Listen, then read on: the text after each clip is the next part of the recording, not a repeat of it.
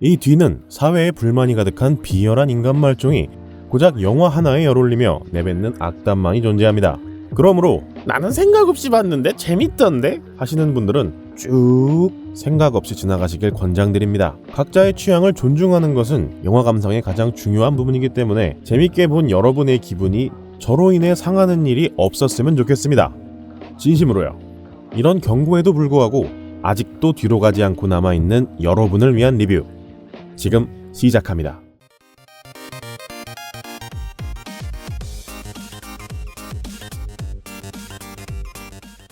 산이라는 래퍼가 있습니다. 대중적인 인기에 비해서 유독 힙합 팬덤이나 언더그라운드에서는 이 래퍼가 욕을 먹었던 과거가 있습니다. 인기에 비해 실력이 부족하냐고요?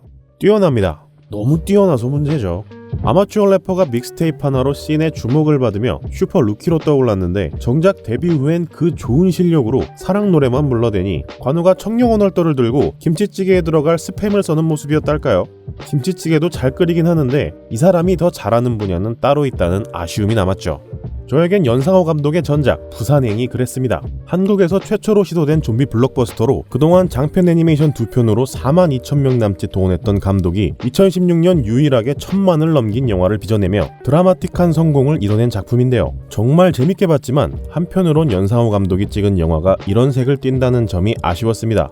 흥행엔 실패했지만 애니메이션의 작품성만으로 한국 최초로 칸 영화제에도 초청받았던 분이니까요. 물론 자본주의의 틀 안에 있는 한 이건 개인적인 아쉬움이지 비난할 수는 없는 부분입니다. 그동안 고생을 해오면서 어떤 마음으로 이런 결정을 했을까 생각해보면 더더욱 그랬죠. 그리고 이번에 개봉한 염력의 경우는 용산 참사를 다룬다고 하는 점에서 기대가 됐습니다. 부산행으로 흥행성을 갖추고 검증된 실력으로 이제 진짜 썰을 풀기 시작하는가 보다 라는 기대를 가지고 영화관으로 향했죠. 영화를 보고 집으로 오며 곰곰이 영화의 뜻을 생각해보고 방문을 열며 이런 결론에 도달했습니다. 연상호 감독의 전작들이 영웅의 존재 자체를 노골적으로 부정했었기 때문에 그가 각본까지 맡은 염력 역시 영웅의 모습을 기대하진 않았습니다. 진짜 능력을 가진 사람들은 처음부터 이기도록 태어난 사람들 거라고요. 실제로 영화의 전개도 그랬고요. 하지만 그 대체제로서 무언가를 내놓았는가 라는 점에서는 긍정하기 어려운 결과물을 가지고 왔습니다. 코미디, 사회비판, 슈퍼히어로 어느 측면에서고 이렇다 할 성취를 보인 면은 없었으며 결국 방점은 무난하다에 찍히게 됩니다. 연상호 감독의 커리어로 보자면 부산행과 서울역의 중간쯤에 위치한 작품으로 대중성과 주제의식 사이에서 조율 중인 작품입니다. 하지만 연상호 감독의 커리어와 상관없이 들어간 130억의 제작비를 고려하여 독립적인 하나의 작품으로 봤을 때는 수준 이하라는 표현을 써야겠네요. 이 영화는 분명히 명작이 될 수 있는 순간들을 포함하고 있습니다. 예를 들어 정유미가 연기한 홍상무와 유승용의 석헌이 경찰서에서 처음 마주하는 순간이 특히 그랬습니다. 홍상무는 첫 등장부터 굉장히 강렬한 인상을 남깁니다. 이제는 너무 흔해서 오히려 지겨운 대기업 사이코패스는 유아인의 조태호가 대표적인 예시죠. 지금 내 기분이 그래. 어이가 없네. 말쑥하게 잘 차려입은 인물이 사람 좋은 미소를 건네다가 이렇게 본색을 드러내는 이중적인 캐릭터로 등장하는 경우가 많습니다. 하지만 염력의 홍상무는 이런 이중성이 없습니다. 사람을 피범벅으로 만들어 놓고 여전히 구김살 없는 미소를 띠며 피 많이 났죠? 라며 물어보는 이 인물에 정유미의 귀여운 마스크가 더해지는 순간 한국 영화에서 볼 수 없었던 유니크한 캐릭터가 탄생하죠. 첫 등장만큼이나 석헌과 대면하는 장면도 인상 깊습니다. 보통 이런 영웅적 주인공을 다룰 때 악당은 주인공의 각성을 위해 사용됩니다. 이제 막 탄생하는 캐릭터라면 이렇게 인간 병기로 거듭나는 계기를 제공하거나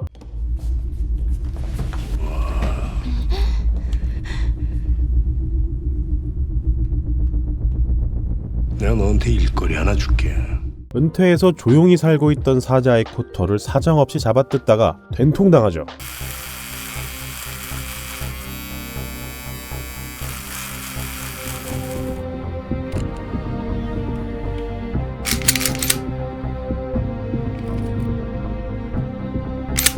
그 뒤에 펼쳐질 폭력의 거부감을 완화시키는 방파제 역할을 위해 다소 뻔하더라도 상투적인 캐릭터로 소문내기 마련인데요. 홍상무는 독특하게도 주인공에게 자신의 입장을 상기시켜줍니다. 영웅을 싫어하는 연상호 감독이기에 등장할 수 있는 독특한 시선으로 여태껏 염령을 활용해 어떤 갈등도 단숨에 해결했던 주인공을 보며 너무나 담담하게 마주하죠. 그런 염동력이 생긴다고 뭐라도 되는 줄 아느냐며 언론을 이용해서 당신을 사회적으로 매장시키는 것은 어려운 일도 아니며 이 나라에서 중요한 것은 그런 초능력이 아니라 사회의 시스템 그 자체를 쥔 권력층이므로 너나 나나 노예임을 인정하며 초능력으로 조용히 돈이나 벌면서 살라고 말합니다. 사회를 비판하는 뼈있는 한마디인과 동시에 주인공이 어서 초능력으로 이 상황을 해결하길 기대했던 관객에게 찬물을 끼얹는 발언이죠.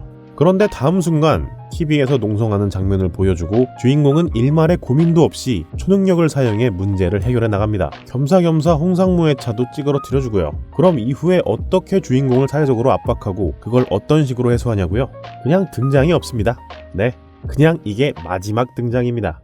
영화에서 가장 인상 깊은 순간인 이 첫 대면 장면을 통째로 드러내고 그냥 잡혀오는 장면, 경찰서에서 각성하는 장면으로 이어도 전혀 전체의 흐름에 방해가 되지 않습니다. 가장 인상 깊은 장면조차 영화가 받쳐주질 못하니 빛을 잃는데 실상 이 영화 전체가 그렇습니다. 영화의 시작은 VJ 특공대를 연상케 하는 루미모녀의 모습과 함께 시작됩니다. 연출된 촌스러움으로 이들이 성실하고 열심히 사는 모습을 비춰주죠. 하지만 채 관객이 공감할 틈도 없이 바로 다음 장면에서 용역들이 쳐들어오고 루미의 어머니가 죽습니다. 이게 영화 시작하고 10분 만에 벌어지는 일이에요. 그래서 부산행처럼 스피드한 전개를 보여주나 했더니 카메라가 석헌을 비추는 순간부터는 늘어지기 시작합니다. 약수터에서 물을 마시는 순간도 청소부 아주머니에게 커피를 지어주는 장면도 필요 이상으로 시간을 들여가며 석헌의 캐릭터를 만들어가는데 문제는 이렇게 만든 석헌의 캐릭터가 영화의 서사에는 큰 영향이 없다는 겁니다. 오지랖을 부리지만 자기에게 피해가 갈 만한 일은 외면해버리는 소시민으로 묘사하는데 이는 작중 최대 갈등 요소인 딸과의 관계에서도 두드러집니다. 보증을 잘못 써서 야반 도주를 하는 장면에서 급박한 상황이 아님에도 우는 딸아이를 외면해버리는 장면이 등장합니다. 그런데 정작 이렇게 이기적인 석헌이 갈등을 해소하는 방법은 만기적금 타내듯 갑자기 없던 무성애가 본물처럼 터져서 딸을 위해 자신의 모든 걸 희생하는 식입니다. 정말 아무런 계기도 없이 그냥 초능력이 생겨서 해볼만해져서 아버지 노릇을 하려고 합니다. 또 이 과정에서 유승용의 이미지가 소모적으로 사용됩니다. 마치 7번 방의 기적을 떠올리게 하는 듯한 과장된 표정과 몸동작을 염력을 사용할 때마다 볼 수 있는데요. 부산행에서 마동석을 이렇게 활용해서 재미를 봤으니 염력에서도 같은 효과를 노린 듯한데 부산행에서 마동석은 조연이고 애초에 배우 개그 이미지에 맞는 역할로 채용된 데 반해 유승용은 이 영화에서 바보가 아니라 이기적이고 소심한 아버지입니다. 영화는 용산 참사와 10년간 헤어졌던 가족에 대해 다루고 있고요. 주제뿐만 아니라 영화의 톤 자체가 시종일관 무겁고 진지합니다. 그 와중에 영화 장르에 코미디를 붙이려고 배우 몸개그에만 의존하는 건 상당히 게으른 선택이죠. 자, 그럼 마지막으로 영화의 제목인 염력의 사용 방식은 괜찮았는가? 이 부분마저도 저는 고개가 갸우뚱해집니다. 이 영화에서 염력이 맡아야 할 역할은 두 가지입니다. 첫째는 액션의 도구로서의 역할입니다. 소위 한국형 슈퍼히어로로 홍보를 하고 있지만 초능력으로 악을 물리치는 호쾌한 연출은 앞서 언급했듯이 영웅은 없다는 주의의 연상호 감독이 각본을 맡은 이상 그럴 일은 없었죠. 전반부의 염력을 사용하는 구간은 코미디에 초점이 맞추어져 있고 후반부는 드라마에 집중하느라 염력을 사용하는 방식이 단면적입니다. 세세한 컨트롤이 가능함을 코미디 장면을 통해 빚어내지만 실제 액션씬에서는 언제 그랬냐는 듯이 초보자로 돌아옵니다. 액션씬의 모든 동작이 옛날 중국 영화에서 팔 한 번 휘두르면 사람들이 줄줄이 나가 떨어지던 딱 그 모양새를 연상케 하는데 이게 후반부까지 쭉 원 패턴으로 기용됩니다. 심지어 백미는 염력보다 석헌의 내구성인데요. 염력을 얻었지 슈퍼맨이 된 건 아닐 텐데 현관문의 빗장까지 염력으로 걸 수 있는 섬세한 컨트롤을 지니고 있음에도 공중부양 중 컨트롤에 몇 번이고 실패하며 계속 땅으로 추락합니다. 공중부양은 처음이니 떨어지는 것 자체는 그렇다고 쳐도 그러면서 창도 깨먹고 아스팔트가 부서질 정도로 땅에 추락하는데 머리에 피 조금 흘리고는 놀랍도록 멀쩡해요. 떨어지기 전 충격을 완화하는 동작조차 마지막에 한번 나옵니다. 그리고 이때 머리를 박아서 머리가 어떻게 된 건지 염력이 쓰면 쓸수록 뇌세포를 파괴하는 건지 첫 싸움에서도 한 대도 안 맞고 모두 쓰러뜨린 데 반해 똑같이 진압봉 하나 들고 온 애들 상대로 굳이 6탄전으로 뛰어들어가서 인디안 밥을 당하다가 염력으로 날려버리는 장면이 두 번이나 등장합니다. 염력을 사용한 멋진 액션이나 기발한 전투 이런 건 애초에 기대를 안 했습니다. 하지만 이건 해도 너무하네요. 영웅을 만들고 싶지 않아도 액션물로서 최소한의 선은 지켜줬으면 싶은데 액션에 대한 고민의 흔적이 보이지 않았습니다. 자, 그럼 그렇게 액션을 최소화한다면 메시지에서 무언가 특별함이 있어야겠죠. 그게 바로 초능력에 기댈 수 있는 두 번째 능력, 문제의 해결의 도구로서의 기능입니다. 앞서 언급했듯이 염력은 히어로 영화가 아닙니다. 그렇다면 염력이 해결해주는 문제는 무엇인가? 이 영화에서 염력으로 해결하려고 하는 것은 세 가지입니다. 첫째는 개인의 문제입니다.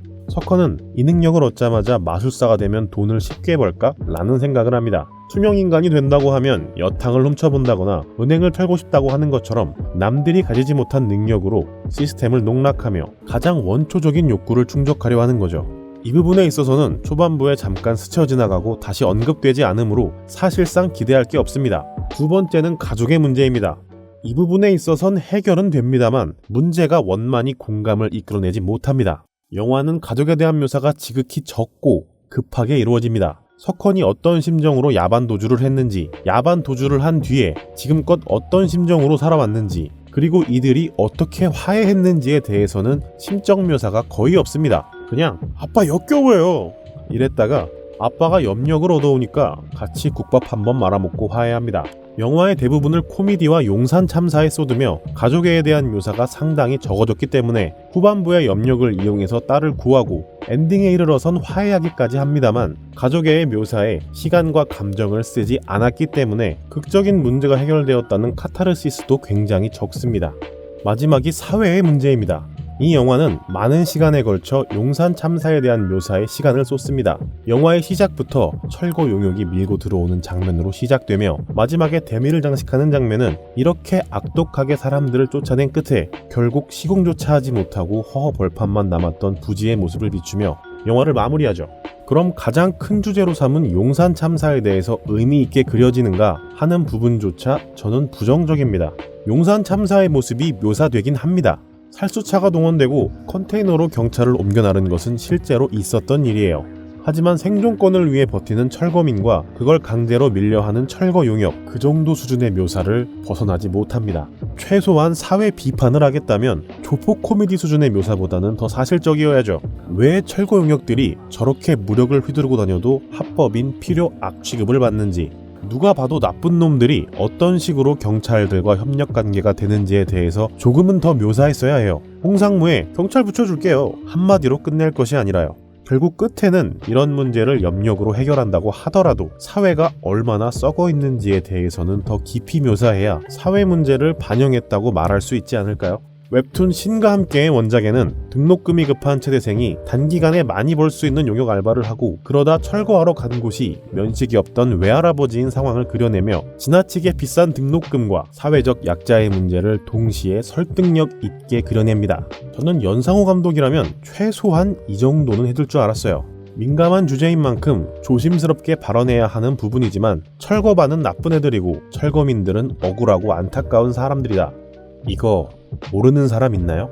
전 이런 비극이 왜 반복적으로 일어나고 정부에서 방치하는지에 대한 사회의 부조리를 통렬히 비판하는 뼈있는 촌철살인을 기대했습니다. 근데 가지고 나온 건 쌍팔년도 조폭 코미디에서 달코 다를 정도로 묘사되었던 그 모습의 답습, 그 이상도, 그 이하도 아닙니다.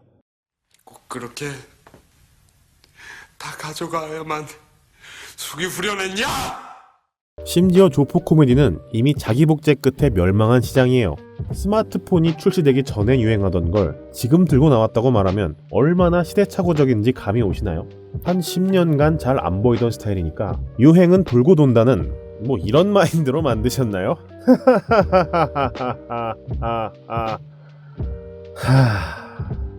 기존 연상호 감독의 작품들 연출력을 고려하면 이분이 못해서 사회 비판을 안 한 게 아닙니다. 대중성을 고려해 주시느라 우매한 관객들의 수준까지 낮추다가 너무 낮춰버리신 거죠. 연상호 감독 작품은 좋아하지만 이번 작품을 보면서는 이분이 얼마나 관객의 수준을 우습게 봤으면 이런 영화를 만들어 봤을까 하는 생각이 들더군요.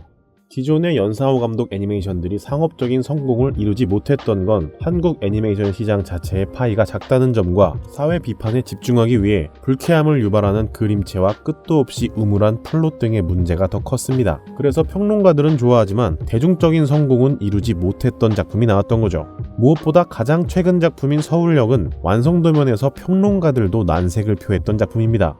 그런 점은 생각지 않고 관객의 수준이 낮아서 자신의 이야기를 이해 못한다고 생각하는 듯 한껏 낮춰온 염력의 이야기는 한없이 가벼워서 허공을 둥둥 떠다니니 그렇게 가벼워진 주먹으로 몇 번이고 때려봐야 맞는 입장에선 헛웃음이 나올 수밖에요. 결과적으로는 사회 비판도 부족하고 심파도 미묘하고 호쾌한 액션도 없는 물건이 나왔습니다. 기존의 애니메이션이 진한 에스프레소였다면 이번 작품에는 물 좀 부어서 이석한 아메리카노를 만들어 오겠지 싶었습니다. 근데 에스프레소를 물에 타긴 탔는데 정수기 물통에 탔어요. 물이 갈색빛은 띠는데 이게 커피인지 보리차인지 흙탕물인지 구분이 안 갑니다. 확실한 건 영화관을 나오며 뒷맛이 텁텁하긴 하더군요. 여러분의 매일이 평안하시길 마치며 튜나였습니다.